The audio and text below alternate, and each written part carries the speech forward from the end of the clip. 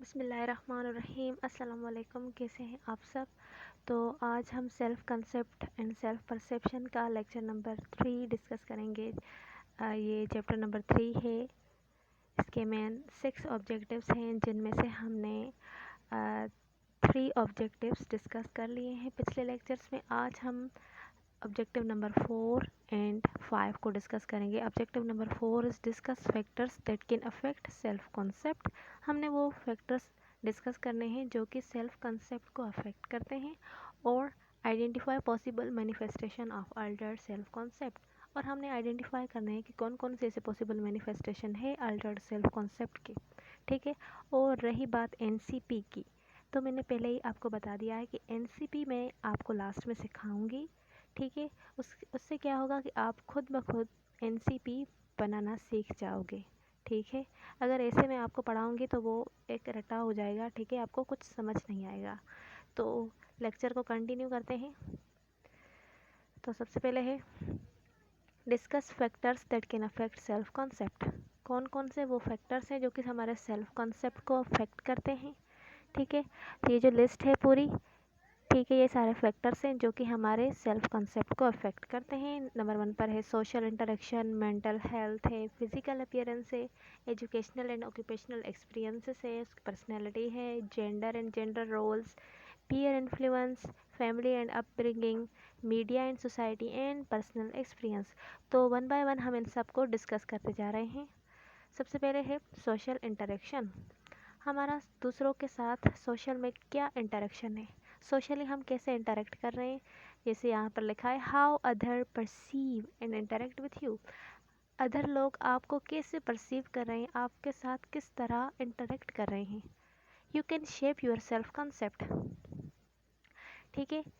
How other perceive and interact with you can shape your self concept. अब आप देखेंगे कि मैं कैसे जो है ना दूसरों से, वो दूसरे लोग मुझे कैसे परसीव कर रहे हैं, कैसे इंटरेक्ट कर रहे हैं, उसी बुनियाद पे आप अपना सेल्फ कॉन्सेप्ट को शेप करेंगे। पॉजिटिव फीडबैक, लोगों की पॉजिटिव फीडबैक आपकी सेल्फ इस्टीम को बूस्ट अप कर सकती हैं। ठीक है, उनकी पॉजिटिव फीडबैक होगी तो आपका सेल्फ कॉन्सेप्ट बूस्ट अप हो जाएगा, इंक्रीज हो जाएगा। वाइल नेगेटिव इंटरेक्शन में lead to low self esteem. जिसकी हर बार मैं कहती हूँ कि नेगेटिव और पॉजिटिव जो फीडबैक्स होती हैं वो सेल्फ स्टीम को बहुत ज़्यादा अफेक्ट करती हैं। तो अगर आपकी सेल्फ स्टीम बहुत अच्छी हुई तो आपका सेल्फ कंसेप्ट ऑटोमेटिकली अच्छा हो जाएगा। ठीक है। उसके बाद है cultural and societal social identity. Culture और सोशल आपकी कैसे आइडेंटिटी है। कल्चरल बैकग्राउंड है, एथेंसिटी and social group affiliation can influence self concept. अब हमारा कल्चरल बैकग्राउंड है और हमारी एथेंसिटी क्या है, और सोशल बहुत सारे ऐसे सोशल ग्रुप्स जो कि हमारे सेल्फ कंसेप्ट को इन्फ्लुएंस कर रहे हैं। Is they often define a person's identity. वो मीन्स ऐसे होता है ना कि हम मुआशरे के हिसाब से, हम अपने कल्चर के हिसाब से अपनी आइडेंटिटी बना देते हैं। ठीक है। तो यहाँ पर भी ये सेम ही मसला है। Is they often define a person identity and how they relate to other. और वो उसके अपने कल्चर से अपनी आइडेंटिटी एक तो बनाता है, फिर उसी हिसाब से वो रिलेट करता है दूसरों के साथ। ठीक है। तो ये है हमारा सेल्फ कंसेप्ट अल्टर हो गया है ना। ठीक है। किसकी वजह से? कल्चरल एंड सोशल आइडेंटिटी की वजह से उसने इफ़ेक्ट कर लिया है हमारे सेल्फ कॉन्सेप्ट को। उसके बाद है पर्सनल एक्सपीरियंस। हमारा क्या पर्सनल एक्सपीरियंस है, हम अपने एक्सपीरियंस से क्या सीख रहे हैं। आइधर वो लाइफ के कोई इवेंट्स हैं या फिर हमारी कोई अचीवमेंट्स हैं। अचीवमेंट्स के ऑपोजिट हमारे फेलिवर्स। अचीवमेंट जहाँ पर अचीवमेंट होती है वहाँ पर फेलिवर्स भी होते हैं। ठीक है। तो किसी का लाइफ एक्सपीरियंस में कोई इवेंट्स होंगे, कोई अचीवमेंट्स होगी, कोई फेलिवर्स होंगे उसके। ठीक है। तो ये सारी चीज़ें बहुत ज़्यादा इम्पेक्ट करती हैं इंसान के सेल्फ कंसेप्ट के ऊपर। Success tend to enhance self esteem. अब हमारे जो सक्सेस हैं वो हमें और ज़्यादा इन्हांस करेंगे हमारी सेल्फ इस्टीम को, वाइल फेल्यूर में लोअर इट। ठीक है। आई थिंक आपको बात समझ आ रही होगी। उसके बाद है self reflection and self reflection क्या है? आपकी खुद की रिफ्लेक्शन मीन्स आपकी self awareness and introspection can shape self concept. आपकी सेल्फ अवेयरनेस और इंट्रोस्पेक्शन आपके सेल्फ कंसेप्ट को शेप करती है। अंडरस्टैंडिंग यूर स्ट्रेंथ, आप खुद के बारे में खुद को रिफ्लेक्ट करोगे, ठीक है, खुद की ही रिफ्लेक्शन, अब से यहाँ पर लिखा है ना सेल्फ रिफ्लेक्शन, तो आपको खुद को पता चल जाएगा, आप खुद को अंडरस्टैंड करेंगे कि आपकी क्या स्ट्रेंथ है। जैसे कि हमें पता होता है कि हम ये काम कर सकते हैं, कोई भी काम करने से पहले हमारे अंदर से कोई आवाज़ आ रही होती है कि आप जो है ये काम कर सकते हैं या फिर आप ये काम नहीं कर सकते। तो ये अंडरस्टैंड करवाती है आपको अपनी स्ट्रेंथ, आपकी वीकनेस, किस किस जगह पर आप वीक हो, एंड यूर वैल्यूज़, आपके क्या क्या किस किस जगह पर आपके वैल्यूज़ हैं, प्लेज अ सिग्निफिकेंट रोल। ठीक है, सेल्फ कंसेप्ट में ये सारी चीज़ें भी बहुत ज़्यादा सिग्निफिकेंट रोल प्ले करते हैं। ठीक है, उसके बाद है मीडिया एंड सोसाइटी। मीडिया और सोसाइटी का क्या काम है, वो कैसे इफ़ेक्ट करती है हमारे सेल्फ कॉन्सेप्ट को। Mass media including advertising and social media, ये जो एडवर्टाइजिंग होती है और सोशल मीडिया है, ठीक है, वो सोशल मीडिया से भी एक इंसान अपना जो है वो सेल्फ कंसेप्ट को शेप करता है। ठीक है, जैसे कि आजकल बहुत ज़माना ही सोशल मीडिया का है, ठीक है, तो उससे भी इंसान अपना सेल्फ कंसेप्ट चेंज करता है। Can shape self concept by promoting certain ideal of beauty. अब हम सोशल आइडियाज़ पे सोशल मीडिया पे हम अपनी आइडियल्स जो है ब्यूटी, फॉर एग्ज़ाम्पल हमारी कौन कौन सी ऐसी एक्टर्स हैं जो हमें बहुत पसंद है, उनकी ब्यूटी हमें पसंद है, तो उनसे हम क्या करते हैं, उनसे सीख कर, उनको देख कर, उनको अपना आइडियल बनाकर हम अपना सेल्फ कॉन्सेप्ट बनाते हैं।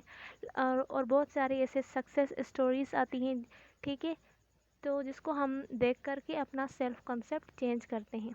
तो मीडिया एंड सोसाइटी ये भी बहुत ज़्यादा इफ़ेक्ट करती है हमारे सेल्फ कॉन्सेप्ट के ऊपर। उसके बाद है family and upbringing. Family dynamics, parenting styles and the emotional environment during childhood contribute to self concept development. अब फैमिली में जो ये हर वक्त डायनामिक्स होती रहती हैं, पेरेंटिंग के मीन्स किस तरह के उनके स्टाइल्स हैं, and emotional environment during childhood. अब चाइल्डहुड में उसको एक इमोशनल एनवायरनमेंट जो अपने घर से मिलता है, अपनी फैमिली से मिलता है, तो वो भी एक बहुत ज़्यादा रोल कंट्रीब्यूट करता है सेल्फ कंसेप्ट को डेवलपमेंट के लिए। ठीक है, उसके बाद है पीयर इन्फ्लुएंस। पीयर हम सिंपली अपने फ्रेंड्स को कह लेते हैं, ठीक है, हमारे friends and peers can impact self concept. हमारे फ्रेंड्स और पीयर्स भी हमारे सेल्फ कॉन्सेप्ट के ऊपर इम्पेक्ट कर सकते हैं, as individuals often compare themselves to other in their peer group. अब कोई एक इंडिविजुअल है, वो खुद अंदर में खुद को एक दूसरे अपने दोस्त के साथ कंपेयर करेगा एक ग्रुप में, ठीक है, तो ये भी हो गया ना, उसका सेल्फ कॉन्सेप्ट अल्टर हो गया। तो पीयर या फिर फ्रेंड्स भी अफेक्ट करते हैं इंसान के सेल्फ कंसेप्ट के ऊपर। उसके बाद है जेंडर एंड जेंडर रोल्स।